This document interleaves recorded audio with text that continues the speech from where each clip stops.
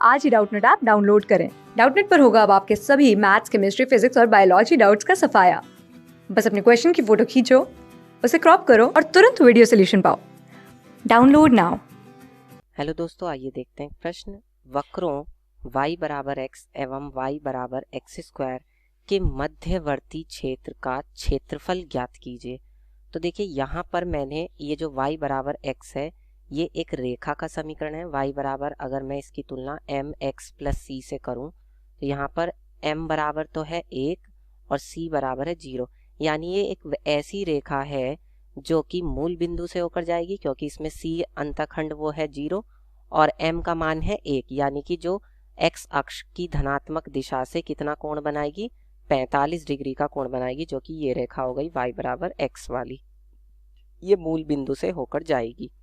ठीक है, तो यहाँ पर मैं यहाँ ये बता देता हूँ, ये निर्देशांक जो है वो 0 0 है। ये आपका x अक्ष है और ये आपका y अक्ष है। फिर दूसरा जो है वो परवलय का समीकरण है, y बराबर एक्स स्क्वायर। तो ये मैंने बना दिया है। देखिए ये समीकरण किसका है, y बराबर एक्स स्क्वायर परवलय का। इन दोनों से घिरा हुआ क्षेत्र आपको दिखाई दे रहा है, जो कि मैं लाल रंग से दिखा रहा हूँ। तो इसका मुझे क्षेत्रफल ज्ञात करना है। अब इसका क्षेत्रफल ज्ञात करने के लिए देखिए मैं क्या करूँगा, पहले तो ये कटान बिंदु निकालूंगा, जहाँ पर ये वक्र, दोनों वक्र एक दूसरे को काट रहे हैं, वो कटान बिंदु निकालूंगा। और कटान बिंदु निकाल कर यहाँ से इस x अक्ष पर लंब डालूंगा। ठीक है, और देखिए इस घिरे हुए क्षेत्र का क्षेत्रफल कैसे निकालूंगा, पहले ये रेखा का समीकरण मुझे पता है, क्योंकि ये ऊपर है तो y हो जाएगा। लेकिन इसके अंदर से जो ये परवलय के नीचे नीचे का क्षेत्रफल है, भाई देखिए ये परवलय का समीकरण है, परवलय वाला वक्र है, तो इसके नीचे नीचे का क्षेत्रफल अगर मैं ये घटा दूंगा इस पूरे क्षेत्रफल में से, मैंने मान लिया ये बिंदु O है, ये बिंदु A है और ये बिंदु B है, तो अगर मुझे O और A का क्षेत्रफल ज्ञात करना है जो है, तो मैं क्या करूँगा, इस पूरे का क्षेत्रफल निकाल के, त्रिभुज OAB का क्षेत्रफल निकाल करके और उसमें से ये वाला क्षेत्रफल घटा दूंगा।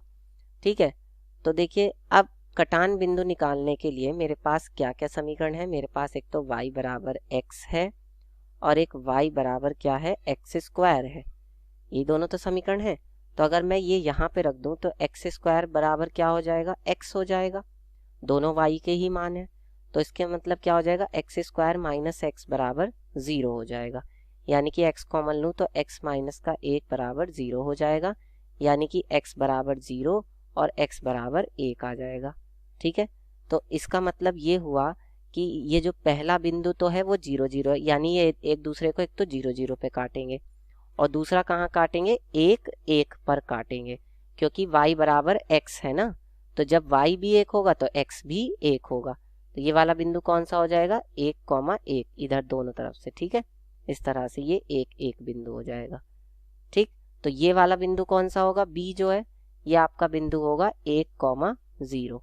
ठीक है, तो अब इसकी सीमा कहाँ से कहाँ तक आ जाएगी, 0 से लेके 1 तक। तो देखिए क्षेत्रफल क्या हो जाएगा आपका, अभीष्ट क्षेत्रफल। ठीक है, तो अभीष्ट क्षेत्रफल का सूत्र होता है समाकलन y2 माइनस का y1 और dx, और कहाँ से कहाँ तक, जो उसकी सीमा दी गई है a से लेके b तक। अब यहाँ पर y2 किसे माने और y1 किसे माने, तो देखिए जो हमारे चित्र में ऊपर होता है उसे तो हम y2 मानते हैं।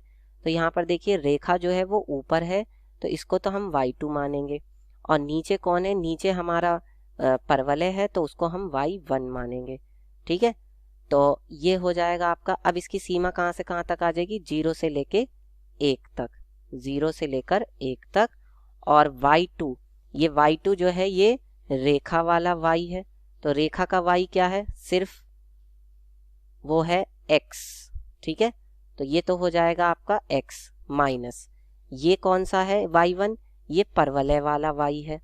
तो परवलय वाले y से अगर हम निकालें तो परवलय वाला y क्या है, y बराबर एक्स स्क्वायर। तो यहाँ से क्या आ जाएगा मान, एक्स स्क्वायर, और क्या आएगा, dx।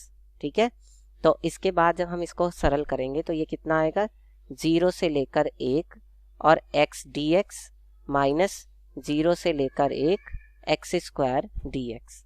ठीक है, तो इसको जब हम आगे सरल करेंगे तो ये आपका यहाँ से आ जाएगा एक्स स्क्वायर बटे में 2, और इसकी लिमिट कहाँ से कहाँ तक आ जाएगी, 0 से 1 तक, माइनस एक्स स्क्वायर का होगा तो एक्स क्यूब बटे में 3, और लिमिट कहाँ से कहाँ तक आ जाएगी, 0 से लेके 1 तक। ठीक है, तो यहाँ से 1/2 बाहर, और ये हो जाएगा आपका 1 माइनस का 0, माइनस यहाँ से 1/3 बाहर, और ये हो जाएगा 1 का क्यूब माइनस का 0। ठीक है, तो ये आ जाएगा आपका यहाँ से 1/2 गुणा 1 माइनस 1/3 गुणा 1। ठीक है, तो इसको जब आगे सरल करेंगे तो ये आएगा 1/2 माइनस 1/3। ठीक है, दोनों का हम एलसीएम लेंगे तो कितना आएगा, 6। फिर ये हो जाएगा 3 माइनस का 2 एकम 2, तो ये आ जाएगा आपका 1/6। ये आपका अभीष्ट क्षेत्रफल होगा, और इसका मात्रक क्या होगा, वर्ग इकाई।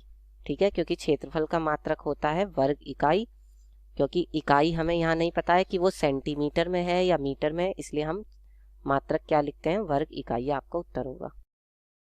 क्लास 6 से 12 से लेके नीट, IIT, जेईई मेंस और एडवांस के लेवल तक 10 मिलियन से ज्यादा स्टूडेंट्स का भरोसा। आज ही डाउनलोड करें डाउटनेट ऐप या व्हाट्सएप कीजिए अपने डाउट्स 8400 400 400 पर।